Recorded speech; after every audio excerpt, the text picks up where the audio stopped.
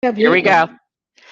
Good evening, and welcome. This is Let's Just Talk with Kim, and of course, I'm Kim, and I have my lovely co-host today, Trina Crenshaw from Detroit. We love our co-hosts every time they can join us, and we are so excited to have one of the Sons of Sharon Baptist Church, where I attend, as well as he was a pastor, associate pastor of our church, and now he's pastoring his own church, and that is Pastor Curtis Morris, who actually equipped me and helped me on my journey of knowing really what it is to evangelize. So I am very pleased and excited that Pastor Curtis Morris could join us this evening, and we have a great topic, and it is about Black Lives Must Matter to Us First. And I want you to give Pastor Curtis, if you could tell us a little bit about you, your background. I do have the details in the YouTube stream so people will know where you are and how to connect with you. But please share with us, let the people know who you are. I'm the senior pastor at the Bethany Baptist Church in Chester, Pennsylvania, and I'm adjunct professor at Lincoln University teaching Afro American experience and teaching this semester the life and teaching of Jesus. And of course, I teach every semester's course, Introduction to Religion, take the students and give them an introduction to Christianity, Judaism, Buddhism, Islam, and we teach African traditional religions, so give them a base foundation. And I'm married to a wonderful, beautiful Yes. woman, Kim Mars, who's currently all but dissertation at St. Joe's. She's a administrator at Griffin Easttown School District, and I have a son who's in graduate school right now at Loyola Marymount University, but he's a graduate of Historical Black College, Delaware State, and my daughter, Gabrielle Elise Morris, who happens to be in Paris right now with her girlfriend. She's a graduate of another Historical Black College, Howard University. Mm, Um, wow. and so that's who I am, and that's my basic life. And my wife, she's brilliant. She's amazing. She's Yes, finishing she her doctoral is. degree, and she's a phenomenal preacher and Yes, she speaker and is. of women. Yes. So that's and I'm an undergraduate from Cheney University, Historical Black College. So we're talking about Black Lives Matter. I will definitely one of the things that I will push is I share with my children. They can go to a predominantly white institution if they get a full scholarship. I'm not writing any checks to predominantly white institutions, so you got to go to HBCU. It was just that simple. Absolutely. It was as Right, simple as that. right. We Simple gotta as s- that. we gotta support our own, and we have to Simple be as have that. a foundation of our own. It is so important to raise our children in that legacy and to know that being around us is like no other. We are unique. Absolutely. We are unapologetically ourselves, and we are important to build up, to strengthen. And that's what I want to really talk about tonight. I really want to dive in about the importance of Black people supporting, empowering, and in believing in our own first. Before we try to encourage and build up someone else, we need to do it within our own community. And we need to identify and empower our ability to create generational wealth Mhm. and to be able to sustain it for generation after generation after generation. And I wanted to invite you, but I need to say hi to my sister. Hey, Pastor Kim, I love you, First Lady. Sorry, I had to say that. I forgot to say that after you finished talking.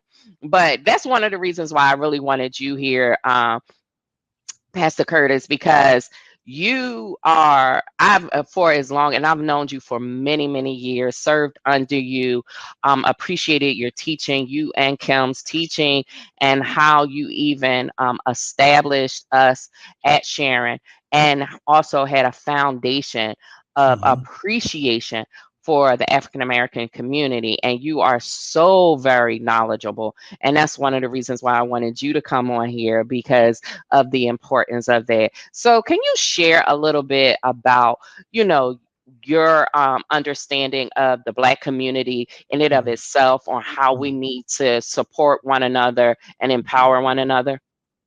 Well, I believe the first thing we have to do is we have to take a Bible verse. Mm, Bible verse says, do not, Solomon said, do not idolize the oppressor, even do their ways. One of the problems I think in Western culture, we've imitated the oppressor, those who. mm, So what happens is because they mistreated us. When we get in leadership positions, we don't know how to reach back and help one another because we basically learned leadership from a white perspective. White people only treat Black people that we don't treat white people that way. So unconsciously, a lot of us psychologically, we become, when we get in positions of power and leadership, we become honorary white people. And we have to stop being mm. honorary white people and be Black people, because we have to understand this, that we are still the minority in this country. We only make up maybe 11%. And so, and they never really want to surrender to idol supremacy. So we can't do business like they do business. Right. We can do business like they do business towards us. See, we never see how they treat each other. They treat us that way. And so in turn, we think that's leadership. And so they always give us high interest loans. They always give us a hard way to go about things. They make it difficult for us. And then when we make it, we say, okay, that's what we have to do. No, they don't do their cousins that we don't do each other's that way. We have to create a support system one for another, to build one another, to help each other out instead of trying to compete with one another. Yeah, talk. We're not in a position economically, psychologically, sociologically to be competing with one another. We have to work with one another. We've taken on a Western mindset. And what I'm sharing with you is the Western mindset. You always have to look at things in its root. And logically, Western culture comes from the Roman Greek philosophy. The Roman Greek philosophy is what they call Occidental, where the individual right and individualism is it. You hear it in the Constitution. And so we have this idea, me. Well, for us to succeed, we have to pick a more of an Eastern Oriental concept, that no one individual is bigger than the community. The only way that we're going to ever amount to sustain wealth, sustain education, is that we have to take on a we ideal. We community. Now people say, well, and we've bought into this whole capitalism, Western culture. I'm not anti-capitalism, but because we are in the bottom of the boat, we can't take on the ideology of someone who's way steps ahead of us. The Jewish people, you saw what happened with them. They came after what Hitler did to them. They came here and they stuck together as a Jewish community. Right, exactly. I worked at a store. Jewish guy told me, he said, the problem with your people is y'all work for y'all, we work for our children. That's deep. You said a mouthful. Y'all work for y'all, and he was a Jewish guy. In fact, this Jewish man influenced me. He said, you're an intelligent young Black man, you need to go to college. I had no intention of going to college. I was going to stay in the neighborhood, get a job, do same old thing, same old. No, he said, go to school and learn. And so you see, that's what the Jewish people do. You see the Asian people do. They all move in a house together, put their dollars and cents together, create a business and wealth. The people from India, they come do the same thing. They totally become counterculture. They move away from Western culture. We embrace Western thinking, culture, economically, socially, and we'll never catch up, because they're always going to change the finishing line. So we have to create. We can't be individual. We have to do things communal in a community. So first, we have to get our people to stop thinking the ideology of the oppressor. As Solomon said, I want to be like them. No, we have to be about community. We have to be about family. Businesses can start. Think about the money that we spend trying to be like that. I know in my own family, the lawyer money and all the money we spent on lawyers and bail, getting people out of jail, trying to get rich like them. When we have young kids, how about the kids that want to go to college? We should be putting college funds together for them instead of lawyer funds.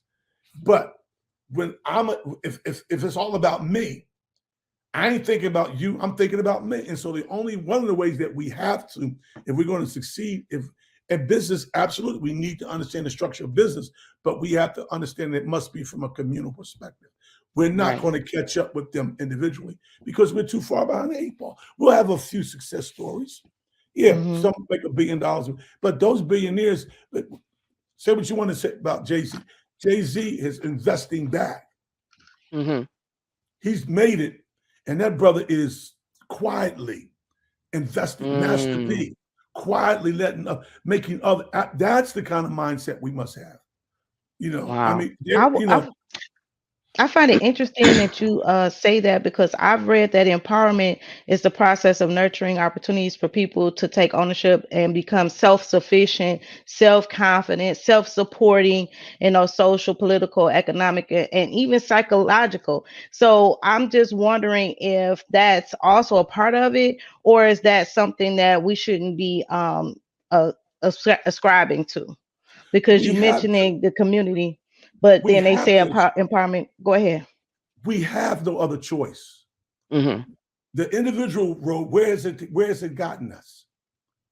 Where are we at now? I mean, bottom of the barrel when it comes to economics, housing, employment. It's not working that way.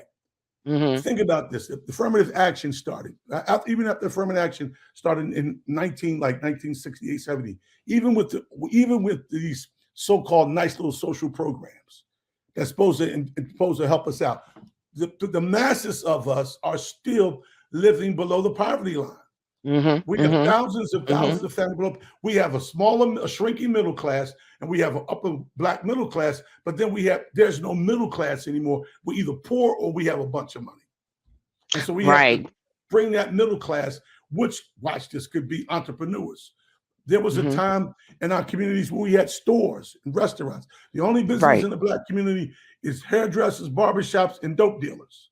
And one of the things, Pastor, that you mentioned about the community aspect, excuse me, is when you're talking about we have to have that community mindset and we have to pull back and give and support one another. One of it's a comedian that I follow who actually encouraged me to start my own podcast, and that's Kev on Stage. He talks about in his realm of what he can do. He always talks about how it from the other communities, the other societies, what they do is when they know something is available, an opportunity is available, they get their people. The Caucasians pull a Caucasian up, an Indian pull an Indian up, a Jewish person pulls another Jewish person up. But we're so concerned about focusing on someone being better than me, someone having more than me, that we don't do what we need to do. And he kind of labeled his company as that. Like, he's going to make sure those in his circle and anyone he know of, like he's always putting up Black comedians. Like his show, he tries to have everyone involved is African American to the best of his abilities. Sometimes it does not always happen that way. Or if he sees an opportunity, he wants to build Black legacy by pulling on who he knows and those around him who they know. So we need to be more conscious of building one another up. Like if I hear a job opportunity, I need to get my people in there. You know what I'm saying? To make recommendations. And we don't do enough of that. Well, here's the deal. The 19th, we're sponsoring, my church sponsoring a job fair for the people in our community. And we got some excellent people. These are middle class, good jobs, and it's hiring them on the spot. And so I'm not trying to. I'm focusing on the people that look like me in my community, and our churches. We're going to the neighborhood, planting our flowers because I want these young people and and we're not just hiring young people, but middle-aged people work. And we're not talking about no $7, $8 an hour jobs. We're talking about jobs within. I was not going to bring anybody in who could not offer benefits in a retirement plan. They're going to come and enslave people over nothing. No, you can't be a part of this. Because they quick to do that. They quick to give us scraps. Right now, no, we're not doing scraps. We got real career opportunities for people, and so we have to have that kind of mindset. And like you said, think about the Jewish people. I mean, they got money from the government when they came in after World War II, after Hitler tried to exterminate them. And look at the progress they made. Yes. Because it was communal. Asians come in here and they stay families and they support one another. You have to, we're not going to, number one, you're not going to get a lot of people that's not your color to support your business. So you better get your own people to support your business and sow back into the people that bless your business. I believe that you get that investment when you see a sense of racial pride and self-respect. And that when you actually have that pride and self-respect in your race, in your people, at that point, meaningful gains can be achieved. So you start off with instilling that pride. Somebody asked me, why did I send both my children to historical Black colleges? I said, you don't ask Catholic people why they go to Notre Dame. You don't ask Catholics why they go to Villanova. Come on now. You see the mindset. This person was African American. This wasn't a white person. This is the mindset. Why did you send your kids to historical Black colleges? I said, because they're Black. I said, you don't, but no, think about that. I know, it's real. Brigham Young University never worry about enrollment because guess what? All those folk that are Mormon are going to go to Brigham Young. Institutions don't worry about that because the people are going to support it. Right. I said, you got to be kidding. I said, when they asked me, I said, you don't ask Catholic people why they go to Notre Dame. So why are you questioning me about both my children? I sent my children to historical Black colleges. And I can understand why. But because I've been in both. That's the mindset. And by the way, I sent my son there because 1 out of 10 Afro-American males who go to predominantly white institutions only graduate. Historical Black colleges graduate at least 4 out of 10. So he has a better shot of getting a degree. Right. And I started at a Big Ten university and I left there and went to Texas Southern University. So I could tell the difference. The care, actually I had a professor come to my dorm room when I didn't show up for class. They instilled in one of the very first classes that I took was about African American appreciation, and it was necessary. Like it was a credit that you couldn't miss. You had to take it, and they instilled our history into us. So that appreciation was instilled in us. And at the public university that I went to, you show up into a class of 700, and he didn't care if you came or not. We got your money. Get an F if you want to. You a number. Yeah. So it was just the cultural experience, the care. They really cared about your success. Right. So I did experience both, and I do understand why you did that. I am so blessed to be able to teach at Historical Black College as an adjunct, and the students, they are all my children. You're invested in them. You're invested in them. Absolutely. They call me uncle. You know when they call you uncle or OG. I'm in it. Just the other day, one of the young ladies, she's real shy. She sits there. She came up from Atlanta. She said, I'm homesick. I said, yeah, I know. I said, because she's a brilliant student. I said, well, what do you miss? She said, the food. I said, all right. So the other day, she didn't know.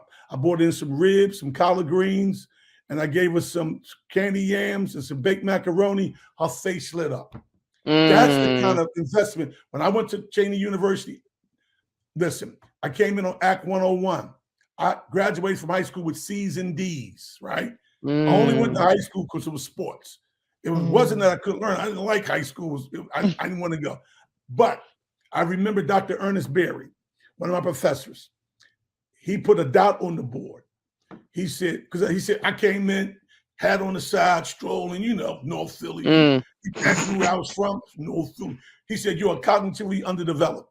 Put a dot on the board. He took the whole board. He said, this is why I'm cognitively. My responsibility is to help you grow cognitively. And that's what this does to the children. It gives them the ability to see bigger than what they come from. That's why HBCU has produced an Oprah. Mm. That's why HBCU has produced a Spike Lee. Right. He went to NYU. He wouldn't have made do the right thing. That's why the HBCUs has producing, and that's what I'm talking about. The investment in one another, and to reaffirm one another, give us the confidence instead of trying to be like them. Spike was his own man. Oprah was her own woman. I can keep going. The vice president of this country, Howard University. Right. Absolutely. And let me share this with you women who preach. You know what Spelman was started as? A seminary for women. Right. Spelman University was started as because Morehouse was a seminary initially, and the men did not want women preaching, and so to pacify them, they started Spelman University. And look at it now. And look at it now. And so we have to see the Black Lives Matter. You need to know what Black Lives has produced. We don't know our history.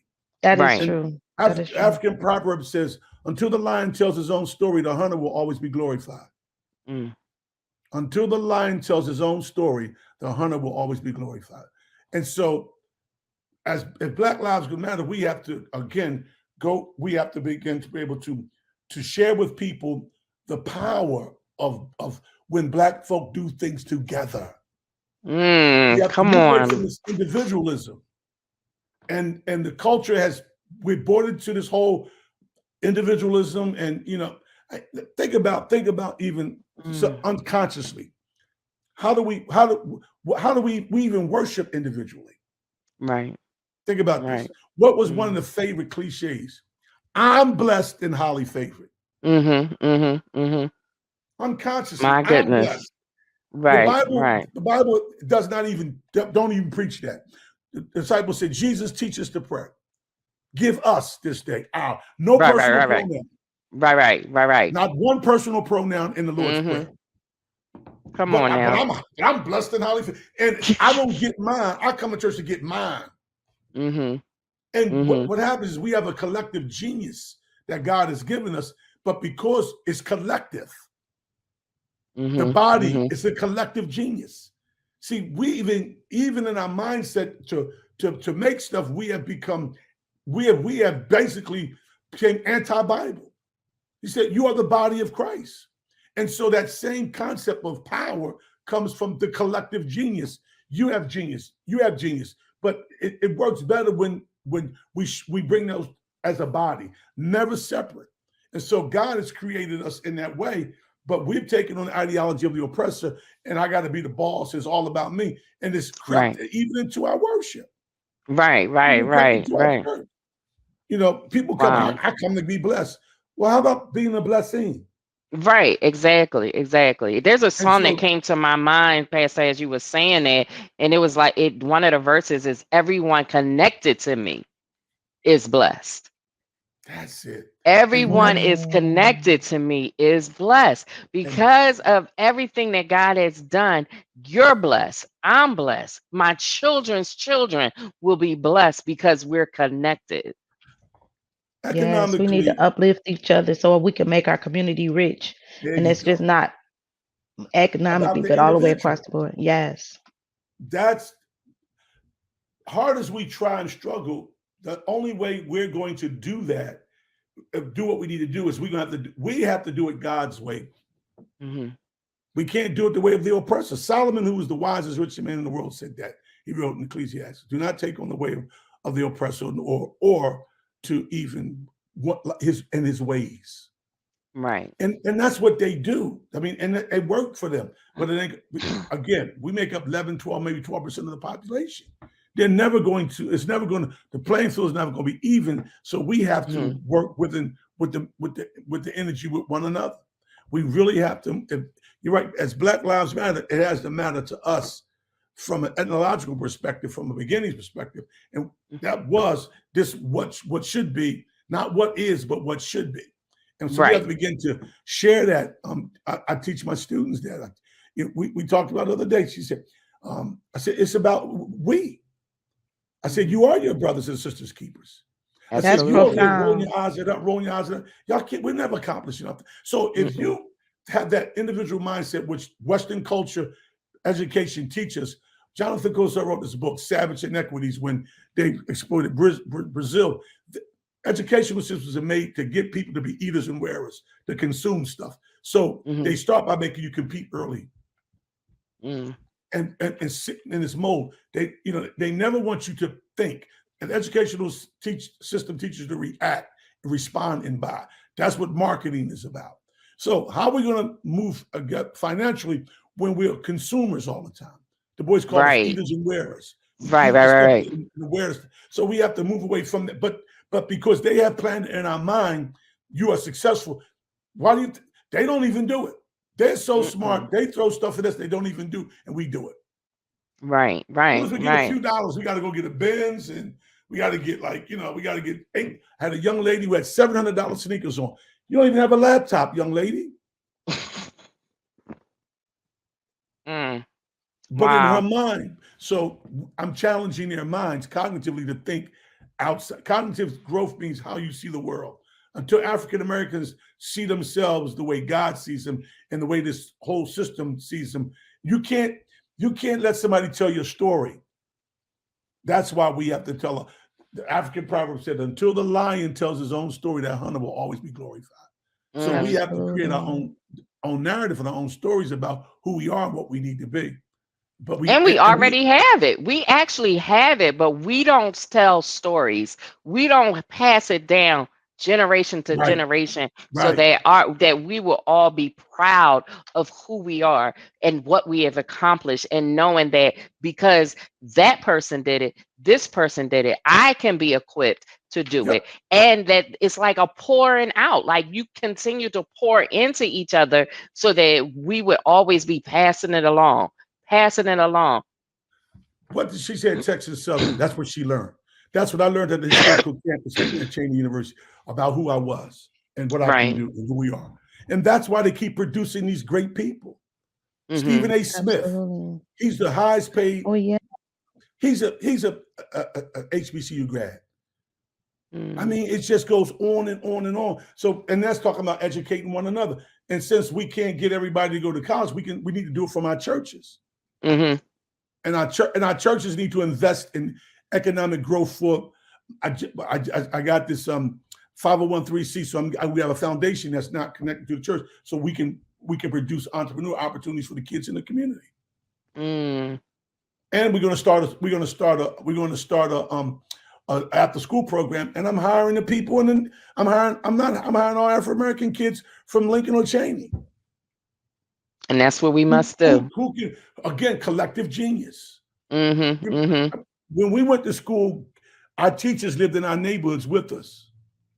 I was just about to say we have to take it back to the streets, to the communities, to the neighborhoods. To the quote unquote subculture. Right. Absolutely. To the least of them. We have this ministry, and it's called Bountiful for Blessings. And the title was Matthew 25. When I did this to the least of them, because we're no better than our lowest person. Absolutely. And we have to find a place for them, because the system doesn't care about them. And so I think that the ideal of Black Lives Matter, we have to make it matter again, because we got a little, it's like this. We got a few trinkets, little things, and we forgot about it. Right. Well, yeah. And we can't just come together with the tragedy. You know what I'm saying? You see so much coming together over tragedy, but we don't come together to build up our communities the way we should. We don't come together to ensure all of our children are getting the services that they need, to ensure they have the books, they have the computers, we're always looking for someone else to give to us when we can give to ourselves. And not only that, we need to support those people in public office. We say we look into that one person, but really they're looking to us to put somebody in place that can help change the laws that are benefit us in our communities. And we do a scholarship thing at our church, right? And I make sure every kid, we're gonna help you with your kid get through this educational process. But then also trying to get our young men who don't have the acumen for education, connecting them with union people I know, so they can have skills, plumbing skills, electrical wiring. They can work with their hands, but it takes a collective bargain. It takes parents support, church support, community. See, you can't have separation and expect success. Church, community, like you say, and unfortunately, unconsciously, and it's just part of what I believe. We blew an opportunity. We lost a whole generation in the church because they were church was responding to the shock of individuals who had lives that had been turned upside down. See, during industrialization, you had a large percentage of Black, blue-collar, middle-class people, factory workers. So you had family structure. Post-industrialization, post-industrialization, prison industrial complex system, crack cocaine, the welfare generation, all at one time wrecked our progress. So there was this big gap. I call it pre-hip hop, post-hip hop. The pre-hip hop generation couldn't fathom what happened because the Black middle class had been devastated. 1979, they shipped 562,000 jobs overseas, 162,000 in Philadelphia. Flint, Michigan had GM. Flint, Michigan moved GM from Detroit, Flint, Michigan to San Antonio, closer to the border so they can get cheap labor for Mexicans coming over the border. Right. So at the same time, Bill Clinton started the privatization of prisons. Prior to that, Ronald Reagan let the Contra sell crack cocaine and guns to supply for the war that Congress wouldn't set to keep communism out. So you had crack cocaine, right? You had this influx of the Section 8 welfare generation. You lose the jobs, so you have no more stability in families. So now you're living with prison industrial complex system, post-industrialization, no jobs, welfare system, crack cocaine, which was from the devil, making folks sell their children to pedophiles. So the church saw that, didn't know what to do. Watch this. 1979, jobs left New York. 1982, Grandmaster Flash wrote the message. Don't push me, I'm close to the edge. I'm trying not to lose my head. It's like a jungle sometimes. I wonder how I keep from going under. Roaches in the front room, he's in the back room. So because that structure that kept the Black church together was most of our churches from the 50s, from World War II, post-World War II to that time was mostly Black, middle-class, blue-collar people. Right. And that's they were why feeling helpless at that time. My father worked for the post office. Somebody worked for Bud. Somebody worked for Sun. So you can have a family in a home, and you had enough dollars just to take care of your kids and send them to school. And by the way, Ronald Reagan in 1980 stopped the basic educational opportunity grants, where kids went to school as part of affirmative action. I went to school my first couple of years of college on grants based upon my family's income. They cut the grants out and went into the loans. And look at the loans now. And speaking on that, I remember just real quickly on the part about the loans and getting your child in college. Like I remember for Tehran when he was going to school and I needed help. So I needed to take a second job to get him into college.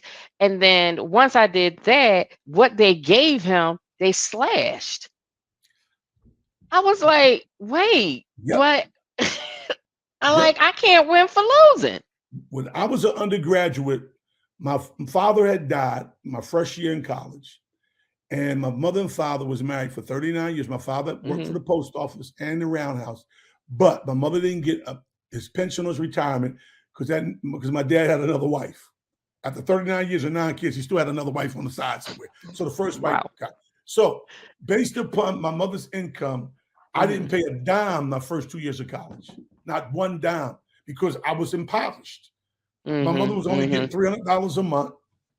And so you based upon that, I had enough money to go to college. And then Ronald Reagan came in, the Republicans, and wiped out the basic educational opportunity grants. They started this Pell Grants, which they changed the requirement. But the basic education, because in 1979, 38.6% of African-American males was enrolled in college. Don't push me, I'm close to the edge. So it wasn't accidental because of the grants. 38.6%. Now 38% of our boys are incarcerated. Phew. Jesus. 38.6. I was a part of Black College Day 1980. We took all 105 HBCUs and we marched on the White House trying to stop the Senate from passing this bill to cut out the basic education opportunity. We went out there, we protested, marched, but it didn't do any good. Because, like I said, the oppressor always wants to keep you oppressed. Right. And too many of us was advancing. So the new weapon now is to get us to fight each other. A house divided cannot stand. Yes, right. That's right. And so during that era, those individuals came into the Black church and the Black middle class church, because for years became Black families, middle class people. Their deacons wore their shirt and ties, and everybody was, because they had the resources. Now you got crack mothers, you got broken homes, you got ADD, all different daddies, and they couldn't handle that. And I shared with them, y'all need to stop that because some of y'all got a child out there. But we couldn't handle it. And so that's why I began to shrink. That's why a church like Sharon that allowed people like that to come in. Why do you think we blew up? Because we were dealing with those individuals not based upon what we wanted to be, what we were, but we met them right where they was at. Right, exactly. So again, we always got to understand that there's going to be an invisible enemy that wants to keep us broken, and so if we're fighting them, we can't fight each other. We can't fight both ends. Right, exactly. So we have to learn to come together and work together. Again, I try to even the ideal of the family. You look at the family. When Big Mama passed, family don't even come together anymore. Right. Because because our eyes is on what we think. If the trinkets, things, what does the profit of man to gain the whole world? And so we have to teach our people, listen, if we don't do this together, we ain't gonna make it, y'all. That is I true. can't make it without you. I can't make it without I need you. Black people in the United States are one of the biggest consumer markets. There you go. Eaters and wearers. And somebody else getting rich. And I teach our students, there's nothing wrong with having all things in moderation, but we don't have moderation anymore. Right. We just want until we bankrupt. And we think our worth is in and they don't even do stuff like that. Exactly. It's crazy. They ain't buying no $100,000 car. Right. They will invest in something that, watch this, gives equity, like property. If you're gonna spend a lot of money, get some real estate. That you can something that you can leave wealth. Get some artwork. This artwork is original. This is for my children, for my grandchildren. This home ain't for me. Ain't for me. I'm a die. But we leave them something, and we teach them to leave something. But if we buy everything, we have nothing to leave. I've never bought a brand new car because the moment I take it off the lot, it depreciates. Right, exactly. I had two vehicles for 25 years. I changed the brakes. Take care of it. So I teach the kids, I teach young people, don't go out there and my wrist, iced up. Ice for what? The young lady told me she had $700 sneakers on. I said, for what? You don't even have a laptop. Something that can invest in something. Again, the Jewish man told me at the store, my first job, I was 11, 12 years old. because my dad taught me to work early because my dad wasn't giving us nothing. So it wasn't a legal job, but you go around the store, you pack the bags. The Jewish guy in the store, he ran the store. Oh, come in, because Jewish people want you to work. He said, son, your people work for themselves. We work for our future. Mm. And so we have to re-educate ourselves. But I don't know, that's tough. It's tough. Because you got to change the mindset. We're like, because that's what I was going to ask you. How do we start? Where do we begin? But it really starts in the mind. We have to change our mindset so that we would stop wanting to be seen as rich, but actually be rich.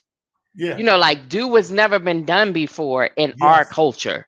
Yes. If we're going to take anything from them, we need to take how they live. You know, how they're not so frivolous. Yeah, they got nice things, but they got nice things. Plus, they're building. They're making their legacy. They're building legacy.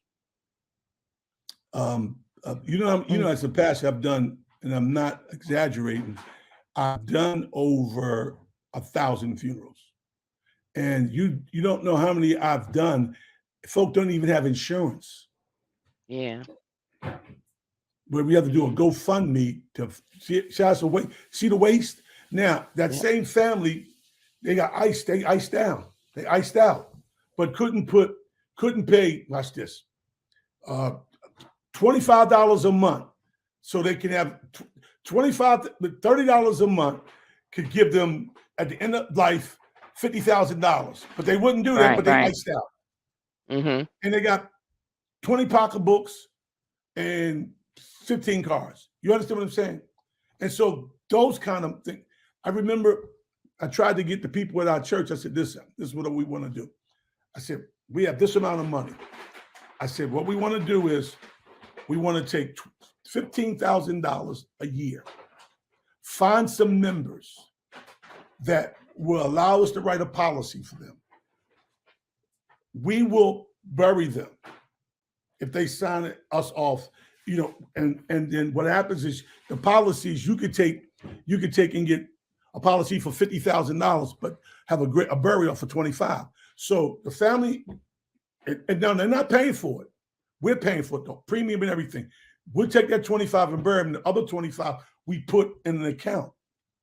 So if you do, say, $15,000 that a year, and you do over 20, 30 years, you got millions and millions. That money goes into another interest-bearing account, put it in 401, and guess what? That's your education fund. So now when kids go to college, bingo, we got college money for them. We, instead of giving them a little $200 check, you can give a family a $5,000, $10,000 rewards. Wow. Takes the burden off the parent. Ain't cost you nothing. And you get buried. They looked at me like I was smoking crack. The mindset, and so that builds generational wealth. If we do $10,000 for 10 years, it's $100,000 over 25 years with interest and the money you're gonna make off the insurance, it'll bring your church $2 million, and the $20 million, maybe $5 million. And off the $5 million, you can live off 10% interest. That's $500,000 for your church every year without even touching the principal. And that $500,000 can be exclusively just for education. Right. Or whatever. Or entrepreneurship for business startups. To give people grants instead of loans for business startups. I like that. Most of those kids start up. They start businesses not with loans, but with gifts. Right, They write it off.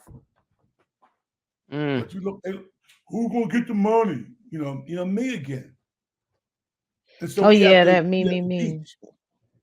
We have to teach. I mean, and I shared that with them. I said, this could work. And of course, they looked at me, like I was a black Japanese man or something. But I think we should prescribe to investing in the nuclear structure of the family as well. I believe that's part of it. That's the base outside of God, taking the spiritual aspect out of it. The primary resource for riches, it starts with the family. And so we have to learn to reinvest families. Now, no choice of our own. We wasn't even allowed to marry in some states to maybe 1897, some states to 19 something. And logically, 4 generations, the sins of the father. My great-great-grandfather was a slave. Slaves was not allowed to, they didn't even bond with their children because they know they were like property. It wasn't theirs, it was property. Today we have the same mindset. We have men who are just sperm donors. They don't even bond with their children. The other system takes care called Department of Welfare or the prison industrial complex system. So we have to restructure that. I don't care what class I'm teaching. Every class I teach, I start with my students. I say, here's the deal. I don't care if you get an A in the course. If you don't turn this paper in, I'm gonna flunk you. I said, I want you to write a list of non-negotiables that you will have in a relationship and things that you're looking for. Non-negotiables. I said, we wasn't taught. You're taught, young lady, how cool he is. And then how much smack he talked to you.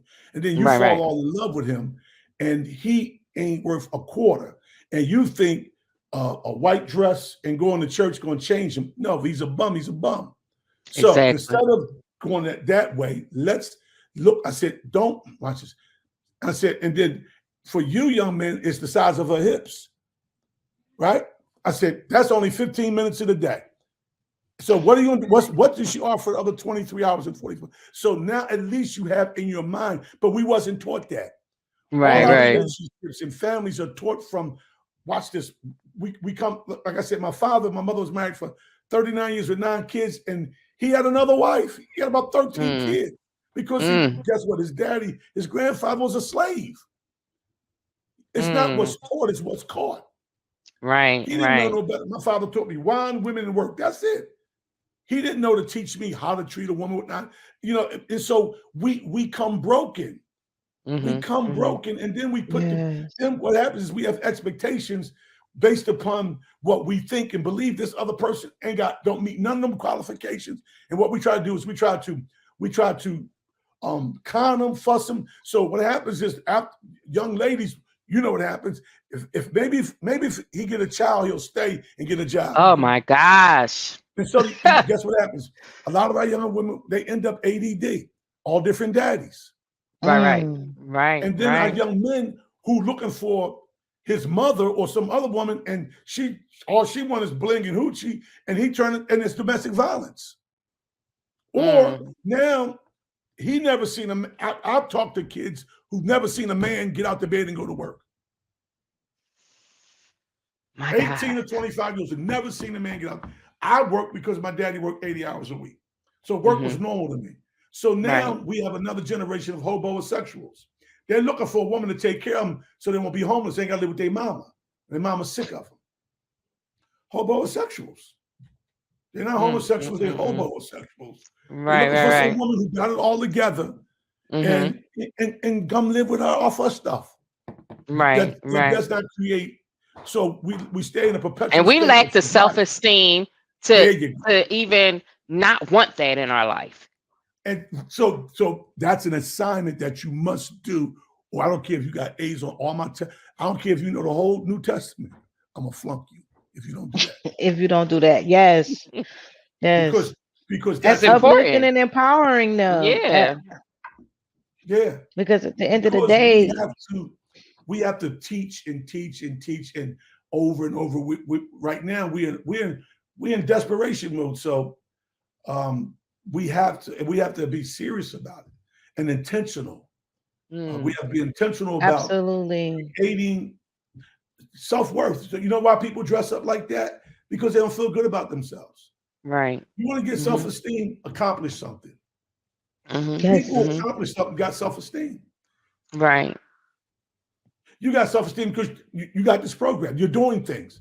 So you understand what I'm saying? You're accomplishing something. And right. Exactly. We have to get our people to move away from thinking that buying something makes you whole. So Mediocrity, like you thinking too small. You thinking too small on the materialistic things that mean nothing. listen, How is that Kanye going to West, help your family? Kanye West is crazy as a bag of angel dust, but he said, "Look how low they'll go to get that. Think they're baller." You know, because of their love so far. He made that song. Right. He made some great music, and because he was Yeah, it insightful. does. But the Negro, he is nuts. He is nuts. Yeah, he is what he is. He is what he is. We need to But donate our he resources, can our write. time to uplift and empower those charities, mentorship programs, food banks, any even health facilities, anything that's going to uplift and bring our people together. Like you said, uplift the community, Black-owned businesses, and then Right. we haven't And even invest touched on back the into violence it. that's perpetuated by the self-hate Yep. that we have, but even violence prevention programs, educational initiatives. We need to invest in those things, our time and our resources. And like you said, how Yes. you were saying that you had programs for those that um to work with their hands, to be electricians, to be plumbers, because to be the reality of it is that's in building legacy, because now you can work as a Business, union and also have your own business. family You're business. building. Yeah, You you're can teach your building. children. Yeah. I tell some kids in college, I said, you come to here, right? You get a degree in this. That degree says this is what that degree says. It says this is what you're worth. I said, but entrepreneurship and electricians and plumbers, you say, no, this is what I'm worth. Mm-hmm. Mm-hmm. Mm-hmm. And it's You know, something because Pastor, my son, he just in honor of my brother who passed last year, he started his own business called Rick's Golden Hands, where because he had started with my brother, doing lawns and cleaning out houses and doing like repairing things. And then he wanted to continue that. They were going to start working together, but then unfortunately my brother had pancreatic cancer last year. This is his second round with it, and the disease, God chose to send him heal him on the other side of heaven instead of this side of heaven. So my son was like, well, I want to continue on, so I'm gonna do it in the legacy of my uncle, and he's starting his own business doing those same things that his uncle was doing. And it takes time and it takes hard work, and I continue to encourage him, because like you're not going to be an overnight wonder. What works, what really lasts, is the things you work hard at. Even my show, like I've given this, I said I want to do at least 100 episodes before making any decisions. right. And I feel that this is my stepping stone to my empire, Right. because You know other what I things tell come out kids? of this. You know what I tell people? I said, do something that you love. Mm-hmm. Well, I'm If gonna you do get the something that you gab. love, if you do something that you love, truth of the matter is you never work a day in your life. And Mm-hmm. the riches may not be a whole bunch of money, but the riches is the individuals that you will impact. Right. Right. You understand? And because somebody else that through one of these podcasts is going to grow. See, it's not even like I tell people, I don't teach for the income, I teach for the outcome. Right. Right. Mm-hmm. And that's legacy, that's riches. There are Mm-hmm. Mm-hmm. emotional, Absolutely. psychological riches. Something that you may say on here change some woman's life. Right. You can't put a dollar price on that. She may go on to, you don't know, she may go on to do something fabulous, but you planted a seed. That's that whole mindset. That's the Exactly, because mindset. that's what I happened to agree. me. People poured into me. God had me following and mentoring under other women who were powerful in their position and doing great things. And he told me, follow them, follow the steps they're taking. You pass it down. Mm-hmm. Paul had, you need a pupil and a peer, and you're a protege. You always need somebody over to teach you, somebody that you look eye to eye and always do a student. And that's life. Mm-hmm. And if we do that, then we're successful. As long as I'm learning somebody that I'm eye to eye with and somebody I'm pulling up. Mm-hmm. That's the we that I'm talking about. And that's how economics and business is done. Mm-hmm. Love it. Your son, 20 years from now, when his children You know, if he has children, his son, all those skills he has, they never have to worry about being broke. Right. See, one of the things that when they killed all those black men, our neighbors, the neighbors who was a plumber would fix this, and they bartered. You come fix this, they just buy the equipment. Now we got nobody to fix nothing, and our neighborhoods turned to hoods. Yes. Because nobody knows Took the neighbor out of it. Mm-hmm. Your son's skills that he's learning from his uncle, that he gains and he gains and he gains, and say 15 years, he has a couple trucks and a couple businesses, sustaining family. Guess what? His sons can pick that up. Right. And they go from 1 truck to 2 trucks to 4, 5 trucks. That's how it's built. It don't happen overnight. What happened was, see, white America got rich because they had free land and free labor. Right. We think we ain't gonna pop up like that. They had free land, so they didn't have to. So they had no overhead. Mm-hmm. Mm-hmm. Mm-hmm. They had no overhead. They had free labor and free land. That's why they got so rich. Mm-hmm. Right. You're right, Japanese Pastor. and China, man, built the railroads for them. We cleaned their houses and built Washington, D.C., the White House. We built that for free. Right. Free. If you had free resources, you can get rich. And that's one of the things that frustrates people is that, no, you have overhead. They got free labor and and they had no overhead. If I can go into business and I ain't got to pay for nothing, I'm going to get rich too. Right, exactly. And even some stars today, they companies and organization give freely to them. Right. They can go in somewhere and don't pay a dime. To them. Exactly. See what I'm talking? We see now, if we want to do anything, Jewish people, their kids don't worry about no loans. They go to medical school because bingo. And so, but they didn't start that way.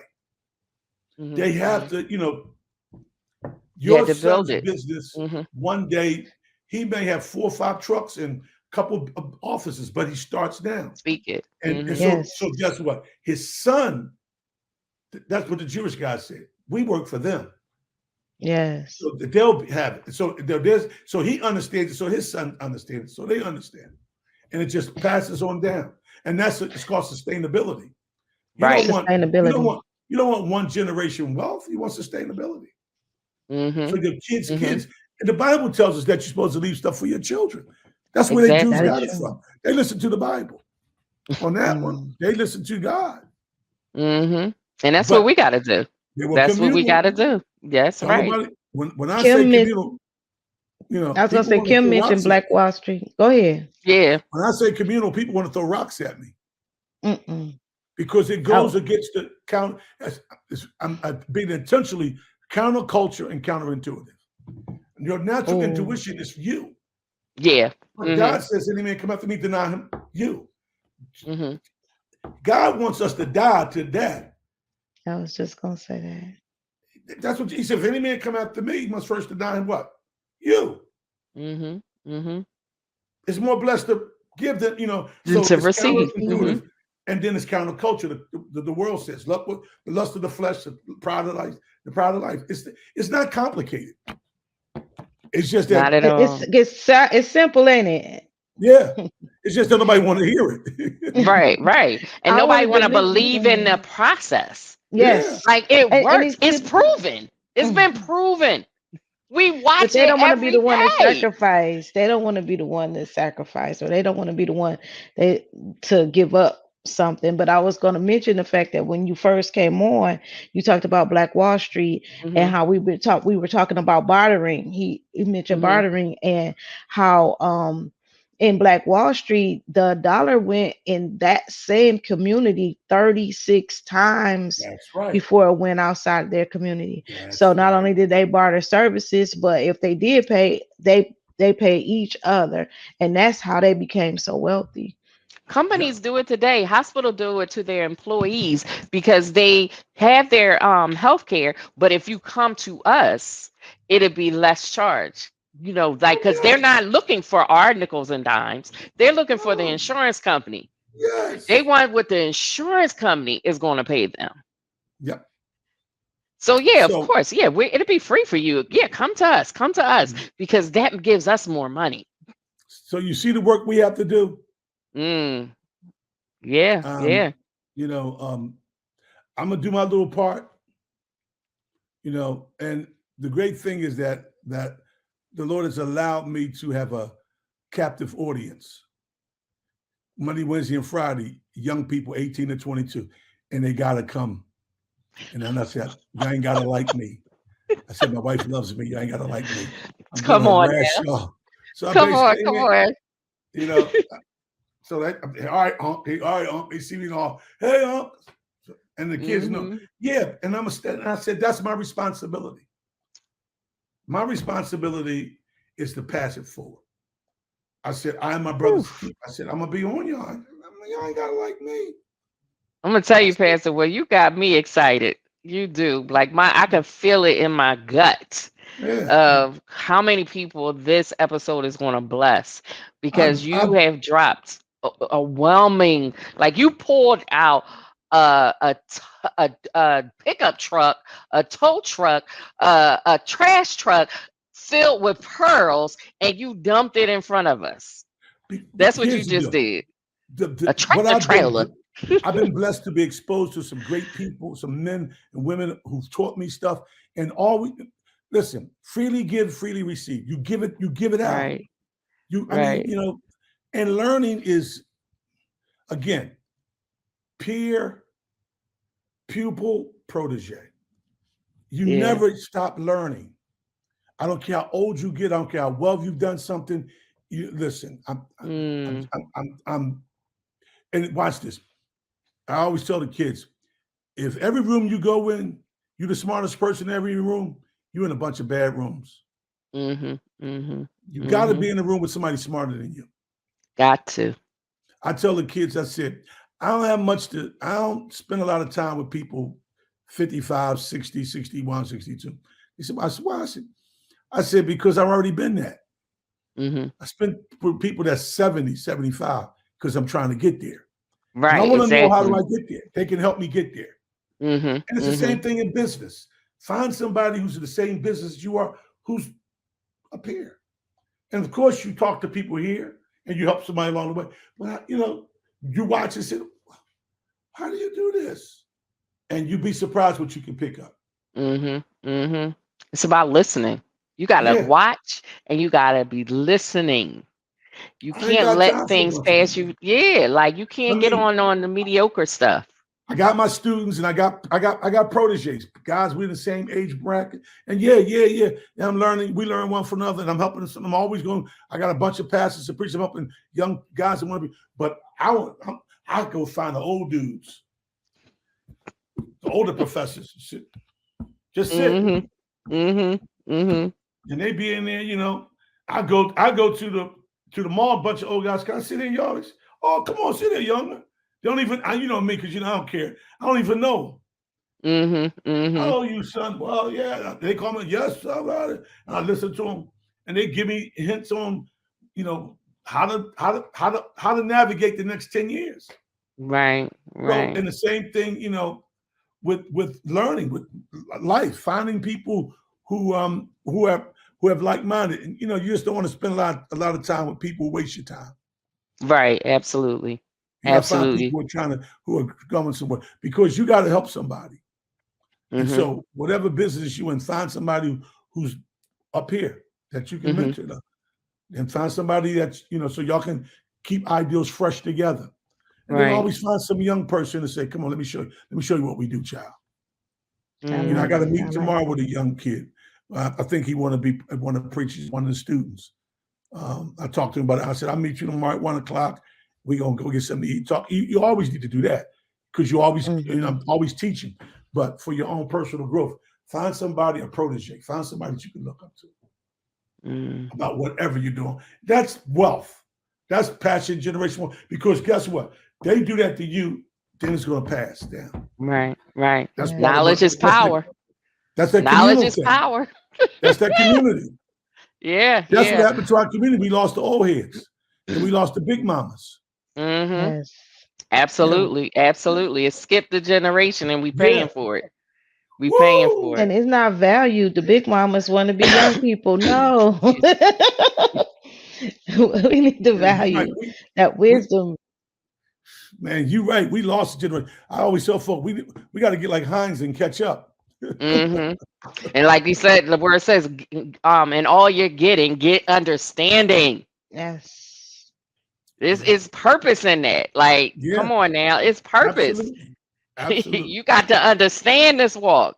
So that, like, when I know years ago, when this is how I'm here today, is when God told me to watch the feet of someone else.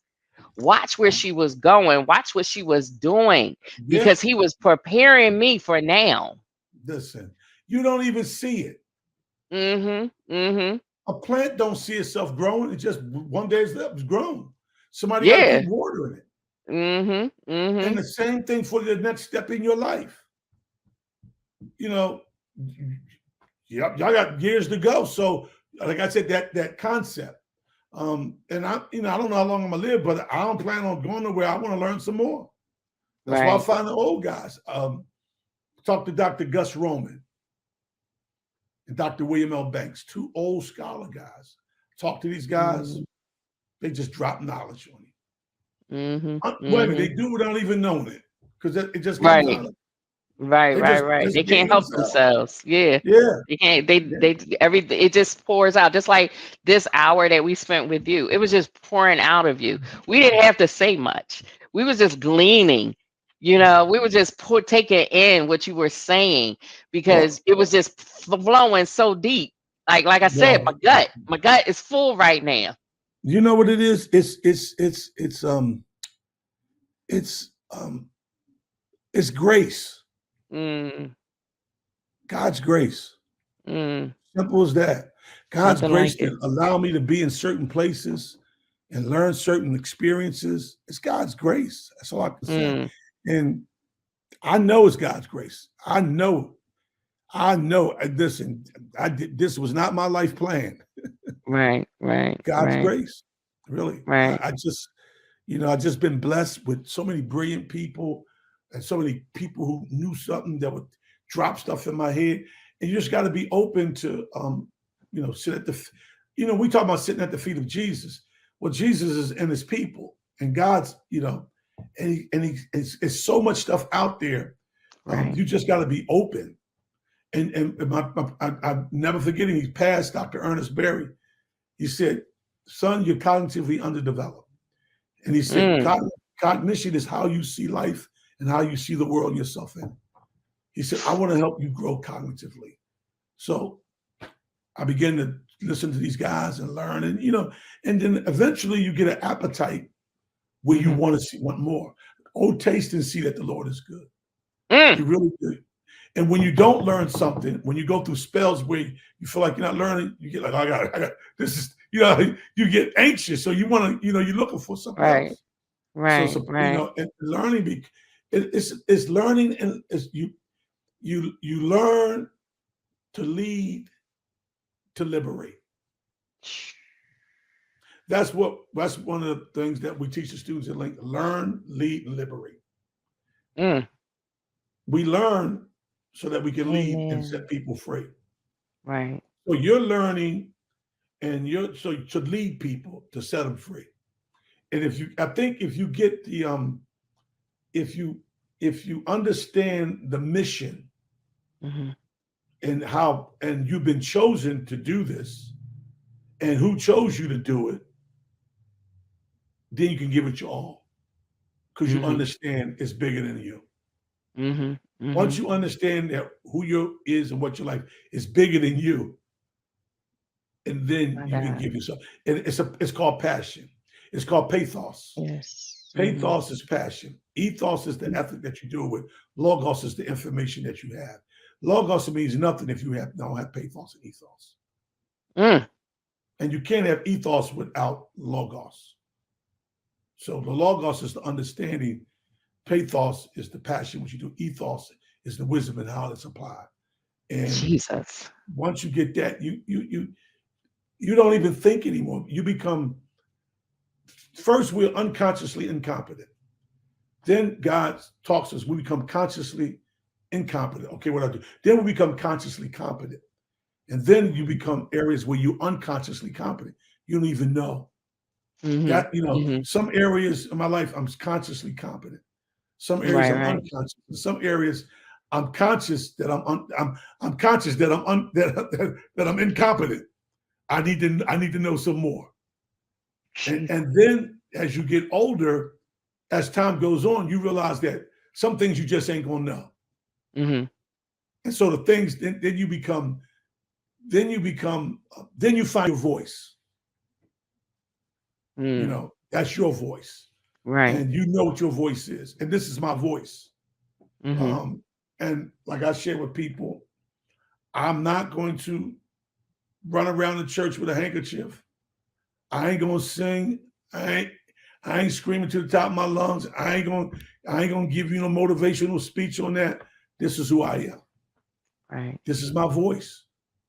And I need to know more about my voice. And once you find that, and you okay, and then you get we need to value our voices. You got to value your voice. And then you have you're well with your soul because it's grace. Why be a bad copy when God made you a great original? Shoo! That's good. That's good. You're okay who you are. You ain't got to be nobody else. You're a great original. So don't be a bad copy. And I'm comfortable in the skin. Right. That's all I got. And and I know there's some rooms I'll never be in. I went to one church and I said, this must be an accident. I said, I said, y'all must have got the wrong person. That's what I told them. I said, I'm gonna preach for y'all twice today. My first and my last, because you're not gonna invite my black behind back here again after I say this. And I knew they wasn't, but I said, I'm gonna say it since I'm here. Since I'm here. But y'all won't have me back here again, and it's okay. And I'm not mad. Not me. No, y'all got the wrong guy. I said, Pastor Reed Pastor Reed sent the wrong one this time, y'all. That's what I told him. He messed up this time. I'll make sure he send the other guy next time. Oh, Jesus. Hey, because y'all wanted me to do that. And I'm not going to do that. We are who we are. Amen. Amen. Thank you, Pastor. Seriously. Well, thank you for having me. Good Thank gosh. you. I'm going to watch this a couple times. A wealth of It information. was so encouraging of just really identifying who we are and how to establish and create and maintain stability. Sustainable. Yep. Yes. Thank We you have to pass so much. it down. Yeah, we do. And you know We what, y'all? survive. He told us to. Yeah, we got to do and this. Guess what? You can get a reward for this. You get a reward for this. Well done. Yes, my good and faithful servant. Yes. Well, thank you so much. I don't want to keep you. I can listen to you. Yeah, I could keep listening to you, but I ain't going to get in trouble with my sister friend over there. Listen, and maybe next time I'll find a brighter light. You looking good to me. We heard your voice. You are been a bright light to us. You're like you said, you have to value your voice. And your voice came through powerful this evening. So again, I just thank God for you for coming on tonight for Let's Just Talk with Kim and my co-host Trina. Pastor, can you share with people how they could connect with you on social media or what? However, even your church, where they can find you. Well, we have a 10 a.m. service at Bethany Baptist Church in Chester. We do have a Facebook page on Sunday and a Zoom. I do Wednesday night Bible studies at 7 on my Facebook page on Pastor Curtis Mars. And this week we're talking about peace. How to have peace. Amen. About the prescription for Chester, peace. Pennsylvania. Yeah, Chester, Pennsylvania. Okay. So we're talking about peace for the whole month.